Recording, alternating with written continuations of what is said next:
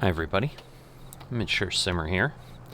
So welcome back to the generational farming farm here on Benz Mecklenburg. We are here on second generation, starting the third year on the farm, so pretty exciting. This is going to be my first full year since we've moved over here, because I have had real-life obligations that have pulled me away and made the first 2 years a little bit of a hodgepodge of things. So while I'm getting going here, I'm going to start off, because people may be joining who have never seen this before, don't understand generational farming and so forth. I did not mean to get into the tractor. Alright, I'll get this connected. So what we're doing here, FSN is running this generational farming competition, and normally FSN isn't really a competitive type thing. It's just a way to run multiple real-time servers, give people places to play and so forth, on a scale that really is unprecedented out there in the community otherwise. So definitely, if it's something you're interested in, if you love Farming Simulator and you want to go ahead and do something unique on the multiplayer side, I'd encourage you to check it out. Alright, so this is now ready to harvest, which is what I've been waiting for. So what generational farming is we are running through 7 to 10 generations. A lot of things are kind of randomly determined here. So I think almost everything is. So it's going to be 7 to 10 generations. Obviously, they may already know that. They obviously haven't communicated that out to us. I don't know when they make that determination, but right now we're only in generation 2, so we know we've got at least 5 more generations to go before everything could potentially wrap up. Just trying to get my line set up here. So I just tend to do it on the road here because it's really the cleanest way to make sure I'm getting what I should be getting. And the goal is simple at its base rate. It is to end up with the most money at the end of all the generations, and those in the top 3 will get some prizes, which I think are just gonna be things like FSN mugs or shirts or something like that, and I'm thinking, they're pretty creative around here sometimes, so I'm thinking there's going to be, maybe things like, it won't just be a shirt or a mug that just says FSN. It might actually be like FSN Generational Farming Finalist or something like that. But in any event, that's what is on the line.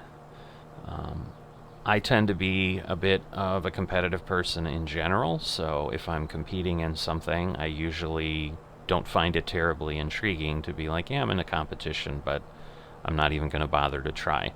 That being said, I am definitely not looking to burn myself out on Farming Simulator or FSN or anything like that, so I've kind of set my workload with what I'm doing. So as you may have seen as I was driving over here, I'm only really utilizing about half this field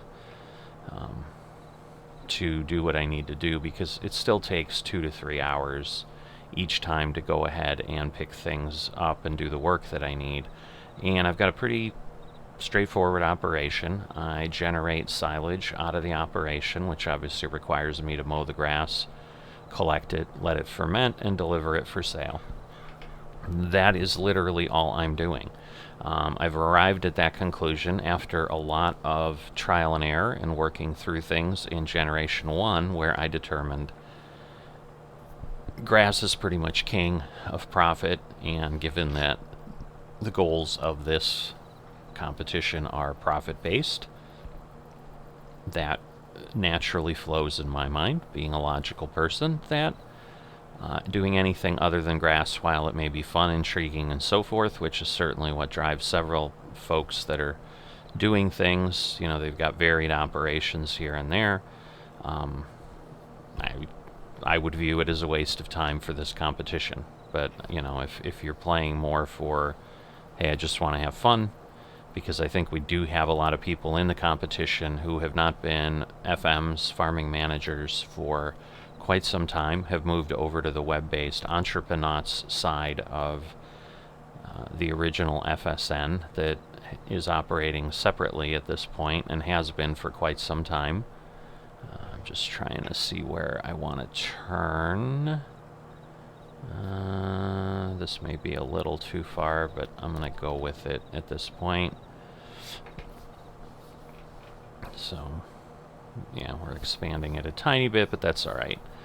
That'll actually help, because usually when I fertilize, I've just got this tiny little strip. This will give me a little bit of a bigger strip, and expanding a tiny bit isn't going to hurt anything. It's not really going to add a lot of time. It's just one extra row.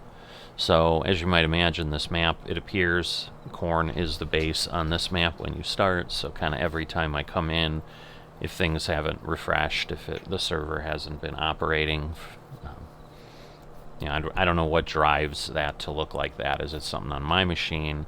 Is it just no one's been on the server for a while, and so it reverts back after it reboots, and it just hasn't refreshed the map? I don't know. But at this point, I think we've got all the corn has vanished from my field, and now it's showing as grass. So, you know, that kind of gets you up to speed of what generational farming is, what we're doing, what kind of a little bit of my focus is. So I've got my 3 silos over there.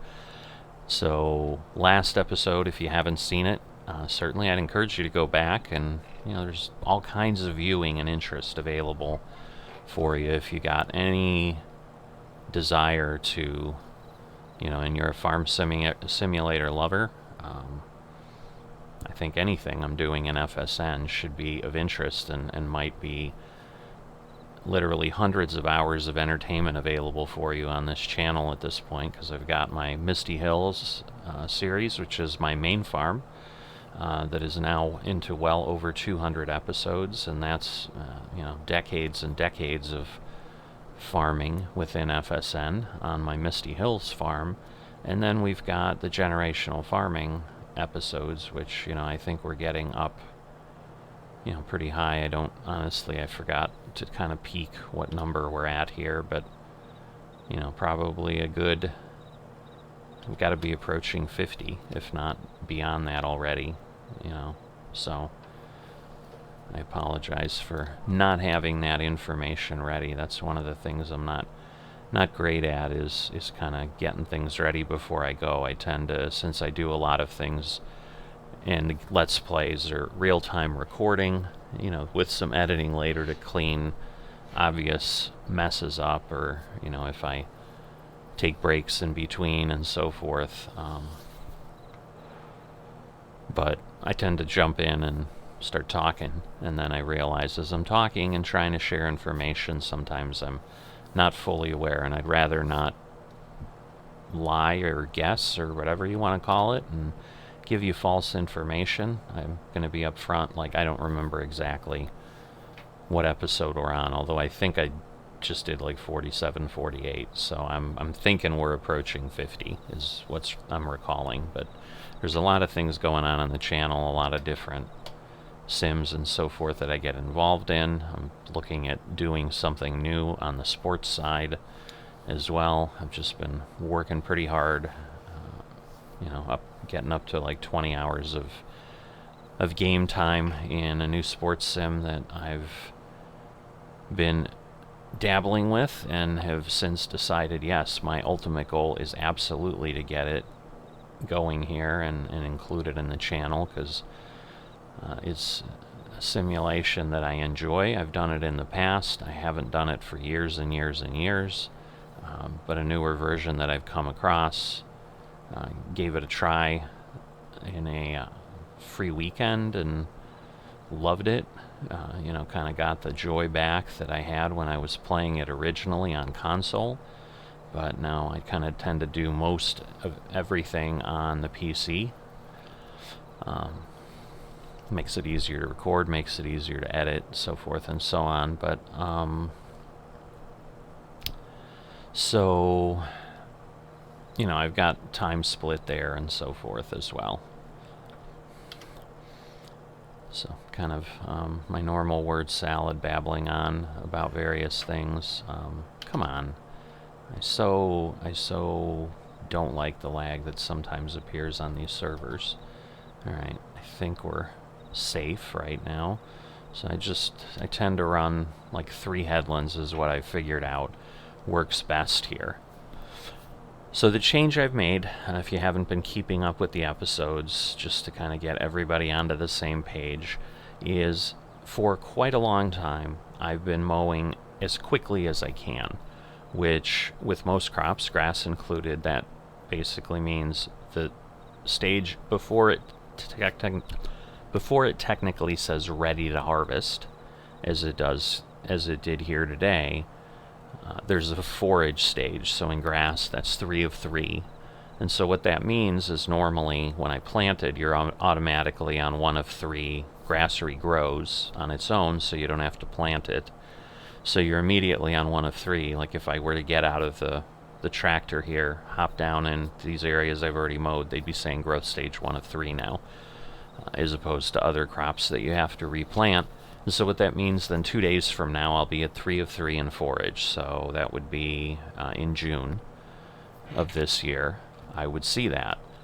But what I determined when, again, I could not play in real life because I was out of town, and so I had grass that had grown for 8 days and obviously was sitting here in the harvest stage when I got back. And when I got in there and then kind of monitored what I was doing as far as yield, I realized, you know what, I might not need to burn all this time to do the work I'm doing. So kind of the work smarter, not harder philosophy. So instead of doing this job that I'm going to be doing now 4 times a year, I'm going to do it 3 times a year and basically get the same yield off the field as I would have otherwise, because there's enough of a jump in that last stage that dropping out, basically cutting 25% of the harvests still keeps the yield the same. So what that will turn into then is other cost savings that will occur, and since this competition is driven on profit, cost savings immediately fall to the bottom line in a farm that doesn't have a ton of expenses, which is one of the reasons, again, grass is king in my eye, because I don't need a lot of equipment. You're pretty much looking at almost all of it. You've seen it all. When I got on the server, I've got a trailer and I've got a windrower and a fertilizer spreader, and the only thing sometimes I need to do is lease a separate spreader to get lime on the field when it's time, and also the Asarius Scout soil sampler when I need to get my fields up to speed again. But those rental type things now occur less frequently in the model I'm using because I have less harvests, and those are driven on number of harvests as far as when they reset. So usually I've got a soil sample every 4 or 5 harvests, and I've got to lime every 3. So basically I was liming more than once a year slightly before. Now I'll be able to lime yearly.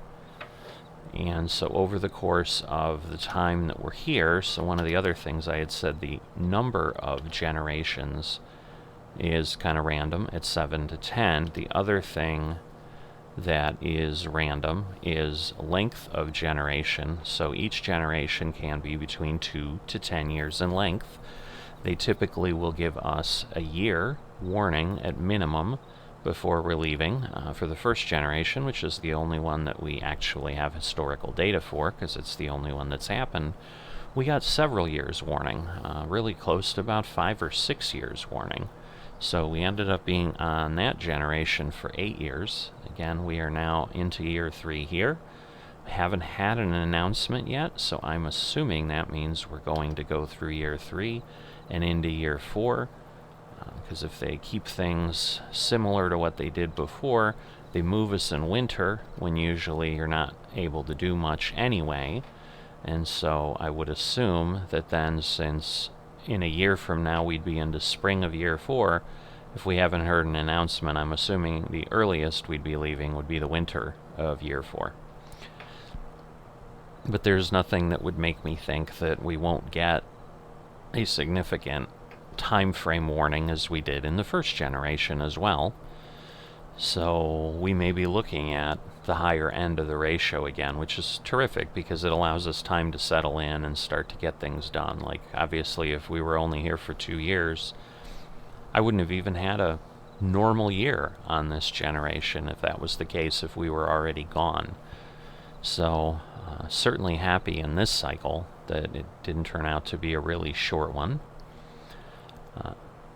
The other thing, and the reason, other reason as far as any kind of joy on my end that I'm doing generational farming is certainly being able to experience maps that I've never done before or never done for a lengthy period of time, that I just haven't done anything more than, either a map tour for my channel or dabbled a little bit, to just play around for a harvest or two on a map to see what it's like. Now I'm trying to think. Okay, yeah, so I need... This will be the third pass here. So I'm thinking that means on the north end I need to go around one more time too. It's part of what happens. I'm the mature simmer. It means I'm a little older. Sometimes I lose track of what was going on. The nature of getting old a little bit. But sometimes I think it's also just the sheer thing of I'm chatting and going and my brain's on the conversation and I kind of get into autopilot a little bit and then miss what was happening. So actually we might have 3 on the top end, because that's right. Now you can see I'm really starting my 4th row here because I lined up on the road and then began, as opposed to cutting the bottom, which I sometimes have done in the past. So that's what was lingering in the back of my noggin, giving me a little bit of confusion of, wait a minute, do I have 3 up on top? Because I was feeling that I did, and I'm thinking when I get up there we're going to see that we did, because this is the 4th time we're heading up to the top of the field, which means I have gone across the top of the field 3 times already. So at this point I probably will start just going up and down the field, which will make everything even easier and allow me to go into autopilot brain mode much more directly. And probably as things go normally, if you've watched anything on my channel, it should mean that there will be less fits and starts in my conversation, but sometimes it just goes the opposite. Like I said, I don't always have smooth, logical flow of thoughts as I'm doing these things, because I'm just babbling as I go along and trying to kind of share spontaneously what's coming into my head, and that'll cause a lot of tangents. That'll cause a lot of things that people tend to find entertaining.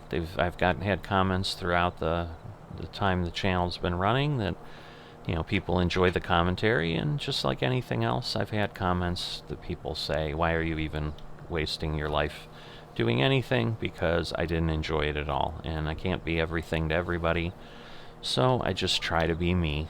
And for those who enjoy me, I'm here to add joy to your life, and I hope you continue returning. And that's why I do this, because I love sharing stuff with folks, love having conversations. So my dream for this thing is that it grows pretty big, and I have all kinds of people commenting, and I'm always able to have conversations and get input and whatever. But as with anything in life, that takes time. And so I'm just moving along as patiently as I can, waiting for the subscriber base and the viewer base to grow to a point where I can only hope to be like some of these other channels that have been around for years and years and years, that have tens of thousands of people and therefore have hundreds of comments on every video on the first day it's posted. And I can be overwhelmed by comments to the point that I can no longer keep up, because I can't make YouTube my full-time job, because I don't think it pays that well. But that's the other thing I don't know. I haven't even gotten to the point where I get paid anything. So I'm just doing this for the love of it, certainly at this point. And even when I get to the point where pennies start trickling in, I'm still doing it for the love of it, because I don't think you can do something like this without enjoying kind of the journey of everything, because just like any creative endeavor, this takes some effort. As I said, I've got to do the work, then I have to edit the recordings, I have to put them out there. It takes some effort to get things out there and give people content to view. I think that gives you all the logic of what we're doing, why we're doing it, where I'm at right now. Next thing, I guess, that comes to mind is just, again, this being the first full year, so I'm certainly going to keep an eye out on kind of what this becomes. And the challenge with generational farming, as opposed to the Misty Hill side, where, hey, once I learn something and settle into it, it's kind of an unlimited time period, because there's really nothing on the normal course of FSN that says, hey, this is going to end at this time. But here, I may learn something, and again, we may find out, hey, year 5 we're leaving, so I'm only going to be able to use it effectively for 2 years, and then I in essence have to start the learning cycle over again in a new location. But what I'm looking to see is, what does a typical year look like? Does it right now actually pan out to be the 2.7 million liters or so that I think I'm going to be getting off of what I'm doing? And continue to learn, as I do in all of life. Just do continuous improvement as much as we can, but at some point you kind of have optimized yourself to the point of maximum efficiency, and then you just happily operate and say, I can't find any other way to improve, so I'm just going to stay at the pinnacle of incredibleness and just keep doing what's happening. And so I'm hoping I've discovered that on the server here at this point for what I'm doing with the size that I'm willing to work and so forth. So that's 617,000 we have.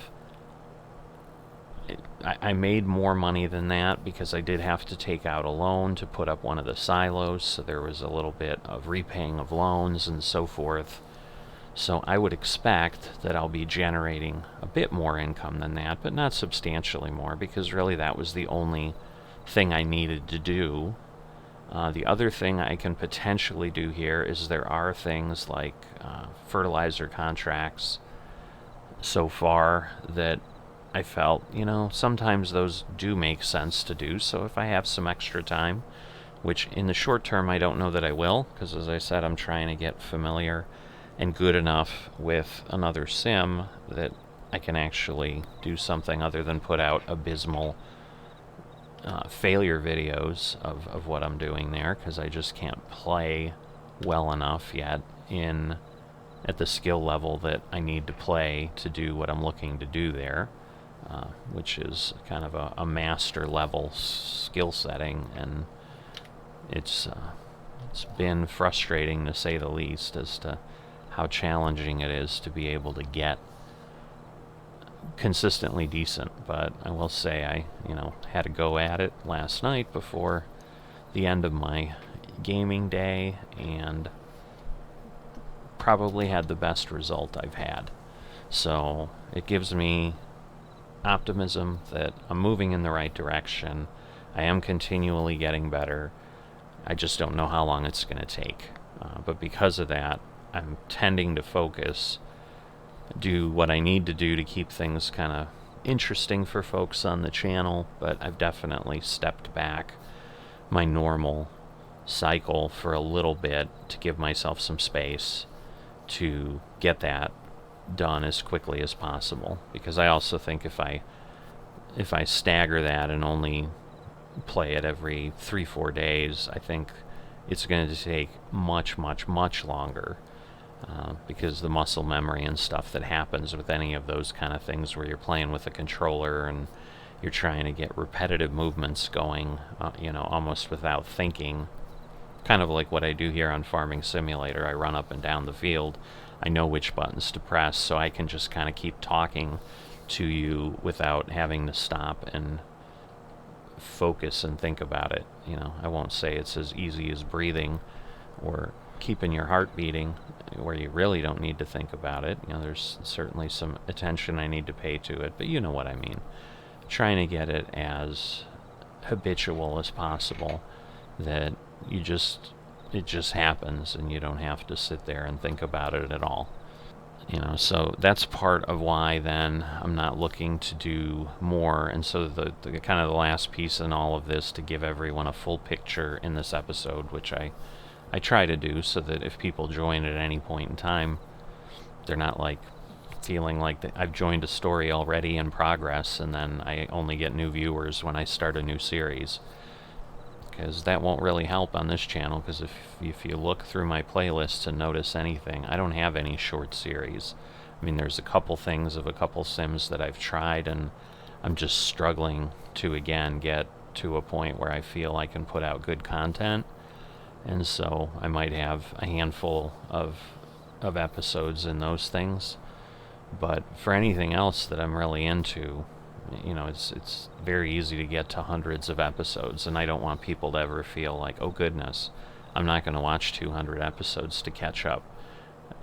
Everything I'm doing, people should be able to jump in at any point in time and just follow along. There's nothing that has that much of a story arc.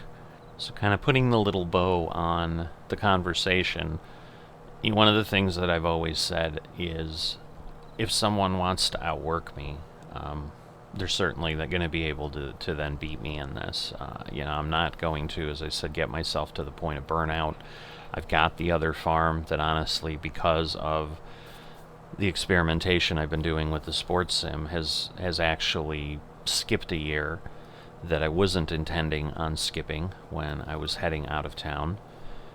But then I got into that on the free play weekend, and suddenly the time to plant on that farm came and went, and so I've made the decision at this point, hey, I'm waiting. But I've got other things I do in Farming Simulator. I've got other sims I play with, so I know there's at least one person, but it's really starting to look like there's several people even on this server that are really kind of putting the pedal to the metal and going full bore, balls to the wall, where I think they're trying to start really spewing money out.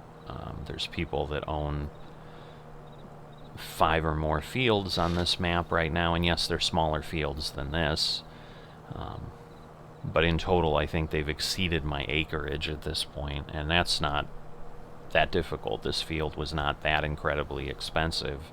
I just knew for the amount of grass I was doing, I wanted like 20 acres of grass, and the position here is more in relation to the sell point than it is any other reason. Like, I could have potentially just found a 20-acre field somewhere on the map, and it would have served the same purpose. It's just overall work time would have increased because I'd have a longer drive to sell the silage.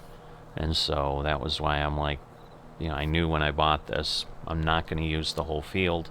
The whole field is planted because that's how precision farming works for things, for calculating your environmental scores, which have an impact that impacts the competitive side of this. That's also why I don't want a million fields as well, because then your environmental score is the average across everything you own, which means you're constantly having to optimize everything.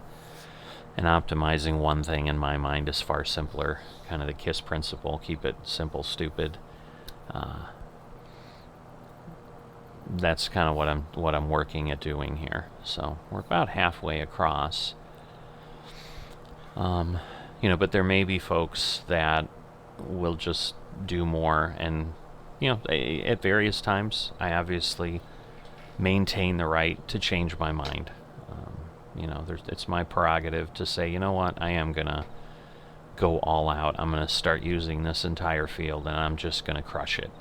But I know what that means. That's gonna turn into, now every one of these cycles is not 3 hours, it's 6. And I was doing that in Generation 1, And I will tell you, after doing that for 5 or 6 years, it was getting difficult. It was getting really hard to keep up with the pace. And it was sucking the life and the joy out of the experience, and certainly that's not the goal of any of this. So I'm doing what I can do, and I'm kind of at peace with wherever that ends me up. That's where it ends me up. So GPS failure there. Sometimes, even though you've turned off your lock, it doesn't actually do it, and right now it's not letting the cruise engage. There we go. Now we're finally going. So yes, the automatic kind of slowed down a little bit there. But with that said, I'm thinking I'm going to be generating something in the neighborhood of $750,000 a year in profit. Which it will be less than what I was doing in the previous generation. At the end, I was getting probably close to 800, 900,000. But I was running 27 acres of mowable field, plus a little bit in the periphery and so forth. So it might have been, creeping up to 28, whatever. So I knew I'd be stepping back here, but that was a conscious decision to fit within the time and so forth. So I apologize for the abrupt ending of the last stream of thought. I had to step away for a bit, take care of something. But at this point, I've certainly realized I've been kind of babbling on for a while, and if you're still here, thank you very much.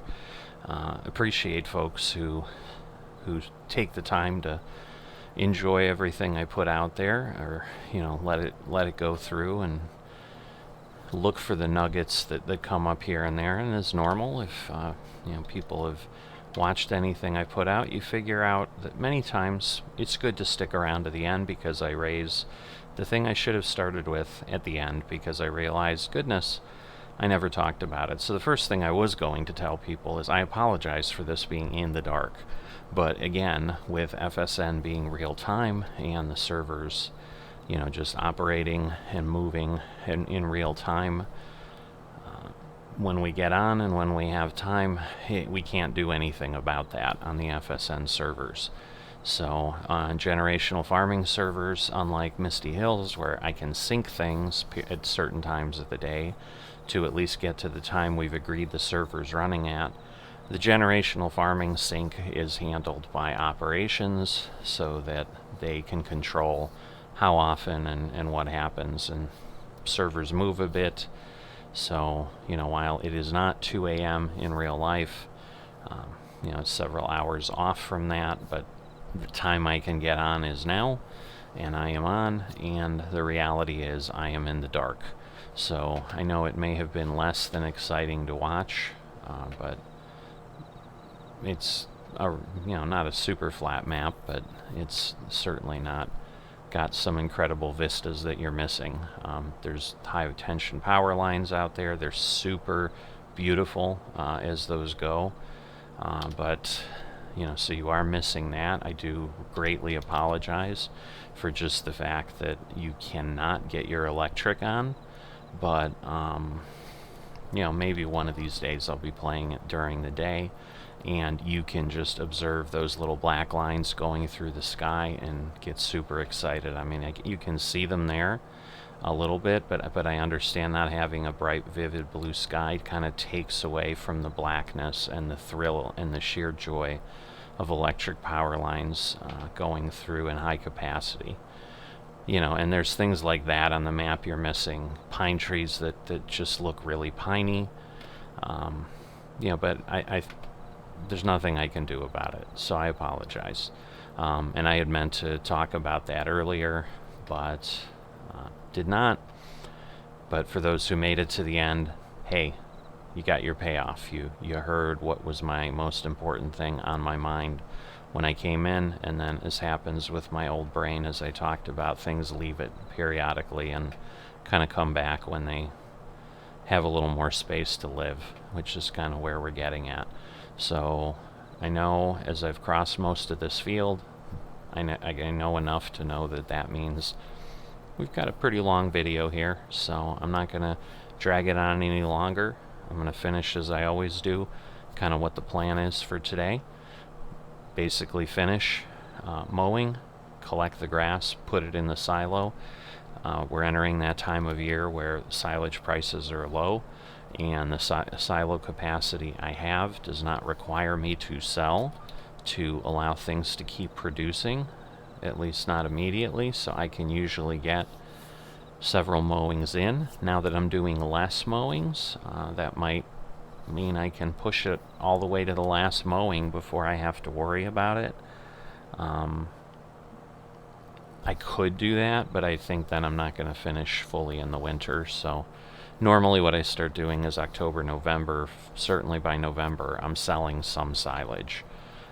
I don't really anticipate this is going to change, but then given the new cycle, where before I basically would mow, my first mowing would be in May, because I would have mowed all the way in November of the previous year, and so it would take a couple days to even get to that growth cycle, because it would basically be at 1 of 3 when spring started, and then I'd need 2 days, and then I'd have May, July,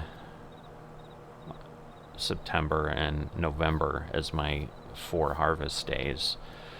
Now it looks like it's going to be April, and then May, June, July, and then October, which I think is what I had done before, where I think I had done it in October, so therefore it was like at 2 of 3. I may have even done it earlier than that, because I think I had done it in September, and then that's how it was ready in April. So things may push a little bit differently, but I should still be able to get 3 mowings done.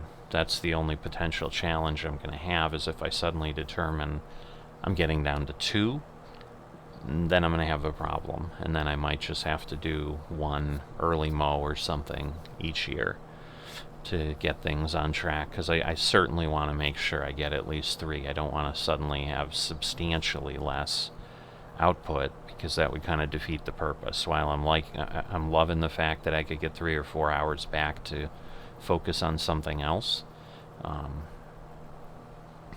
the competitive nature still is going to push me to make sure that I'm effectively producing at least enough of what my goal was. So I'm going to collect this all up and get it into the silo, and that's the intent. And then next generational farming episode is going to likely be if I decide to do any contracts, I'll certainly share that with you, and I'll pop back in and let you know for that. But otherwise, we'll probably be back here for the next mowing, so you're going to see one or the other of that, unless something totally unexpected comes up. But that is what I'm going to keep doing. My hope is I'm going to be done before daytime even comes to the server, because sometimes I wait and kind of hit things at the tail end if I know, hey, it's an hour or 2 away, and I know I'm still going to need 3 hours at best. Maybe I'll jump in when I'm finishing collecting up the grass, but because it was so early on the server, I'm like, it's just going to have to be a dark episode. So once again, I apologize for the inability to see things very clearly anywhere, but it is what it is. So with that, if you haven't liked and subscribed, I would certainly appreciate if you would do that. That helps with the channel spread and reach. And as always, thank you for taking the time, and I will see you next time.